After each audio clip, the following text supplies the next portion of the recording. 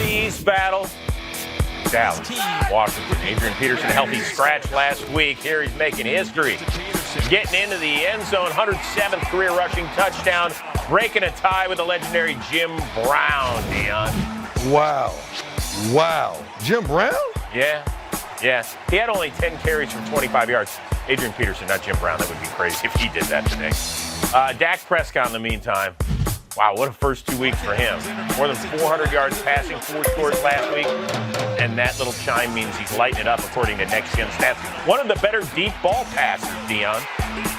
Hey, let me tell you something, man. Dak does what you ask him to do. You want him to go vertical, he can do that. If you need him to run the ball out of the backfield, he can do that. Now getting to Father Time Jason with spreading the ball around. I love what Dak is presenting this season.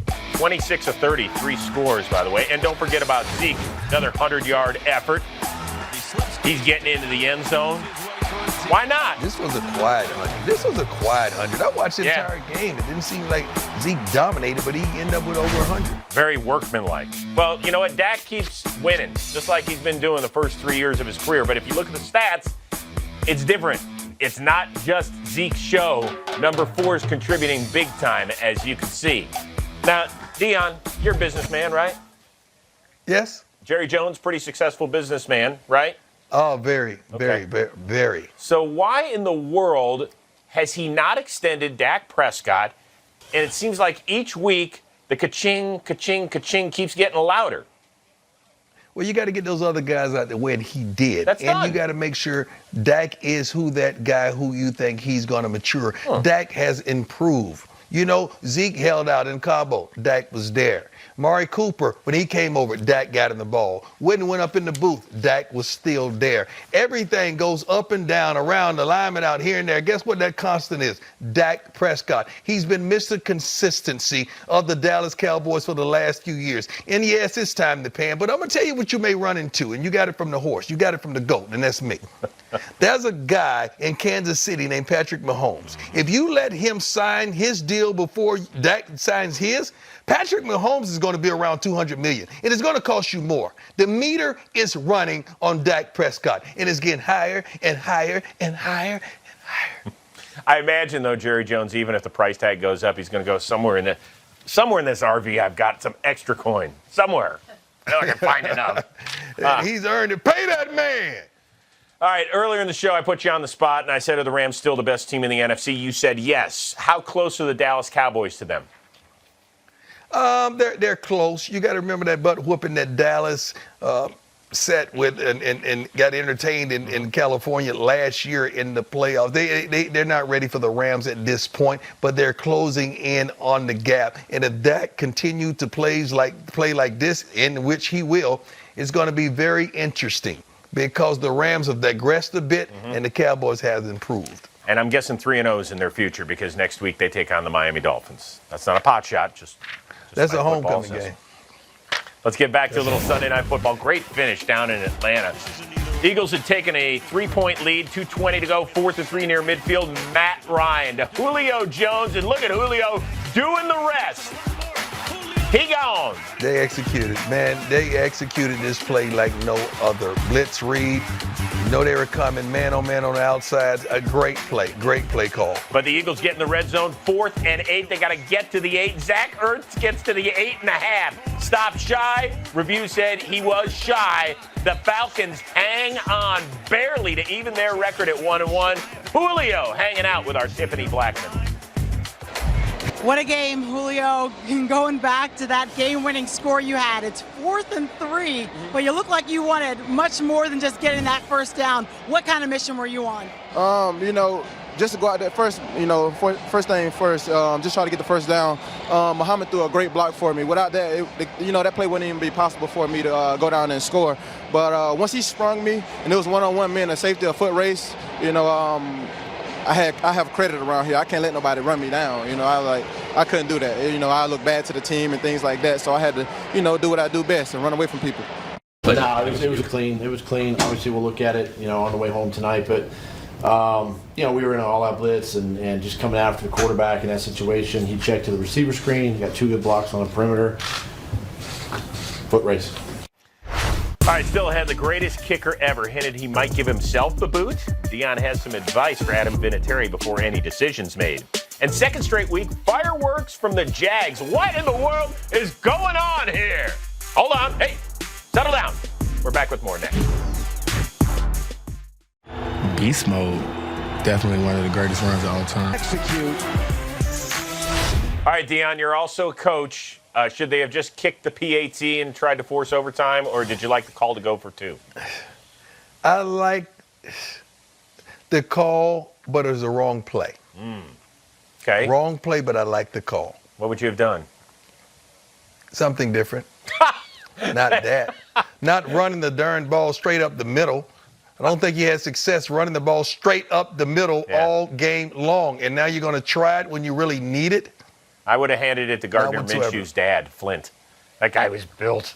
He's a big man. All right, let's move on to another part of the game with the Jags. Last week we saw it with Miles Jack. He didn't exactly leave the field in a timely manner. Today, Jalen Ramsey upset because his coach, Doug Marrone, didn't throw the challenge flag on a ball he thought was incomplete. The two went at it. What's going on here in consecutive weeks? That means I want you to have my back, and you don't have my back. And for a head coach to come over there against one of your best players, if not the best player, that's guarding the opposing team's best player, you don't distract him.